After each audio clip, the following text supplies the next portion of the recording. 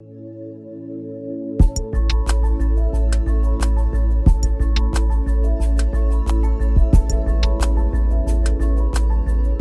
for a second that cold calling, networking, social networking, and internal networking with partners doesn't exist. You have to generate your own leads from your existing clients. Welcome to our IBEX today. This is Walt Girano, and we're going to demonstrate a very effective method to grow your business by getting introductions.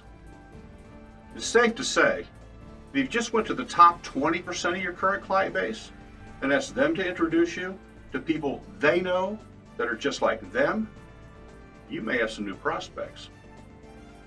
After that, the math depends on how good you are. So let's role play how this sounds. This is you calling one of your top clients, Joe. Hello, Joe. How are things going? Good, good. Hey, I was just wondering, if you had time, maybe we could grab some lunch, and I think you feel good about the work we've done for you, and I was wondering who you know that maybe I could meet. As Charles Barkley might say, that's terrible. Make this simple, simple, simple. You want to communicate to your advocate what you are doing, what you need, and why you value their help. It should sound something like this. I'm growing my business. I think you can help me. When could we meet for lunch or coffee and talk about it? When you do meet, certainly you should talk, catch up, and cover any business issues. When it's time to discuss the purpose of the meeting, get to the point. You should say, as I mentioned on the phone, I'm growing my business, and I thought you might be able to help me. I've identified a list of companies who fit well with our deliverables. Those companies that we serve best and have a great appreciation for what we do. And here's where you'd share your target.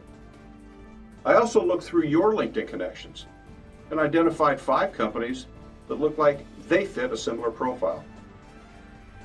When you look at both lists, who do you know well enough that they would take a phone call from me if you asked them to? If I could coach you for a minute.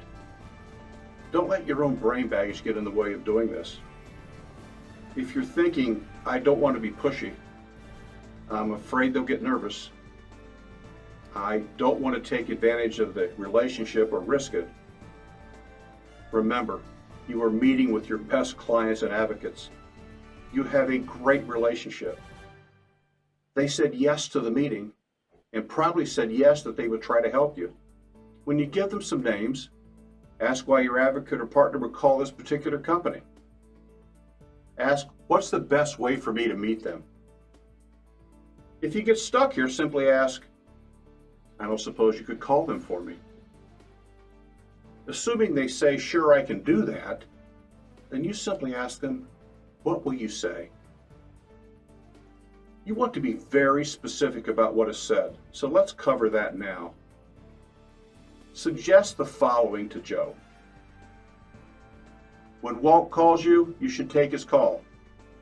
Walt's a great guy. He's done very good work for us. And if at the end of your conversation with him, there's no reason to continue, it's okay to say no. You may get objections like, I don't like to give referrals, or I have to think about it, or I'll get back to you.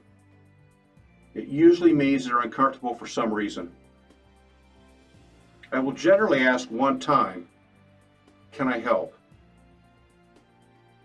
If or when you determine you're not going to get any names from your client, and it happens sometimes, you need to allow a comfortable exit.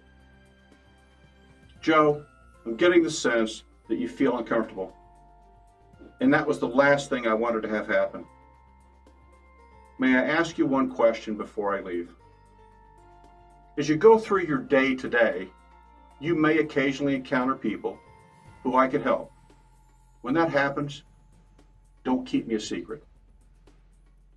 Okay, it's time to practice this and try to gain an introduction. Don't forget to track your results. Set your target based on the math we reviewed at the top 20%. Track your results, appointments, and production. Did the introductions you received qualify and buy? Thanks for joining us, and now go get some introductions.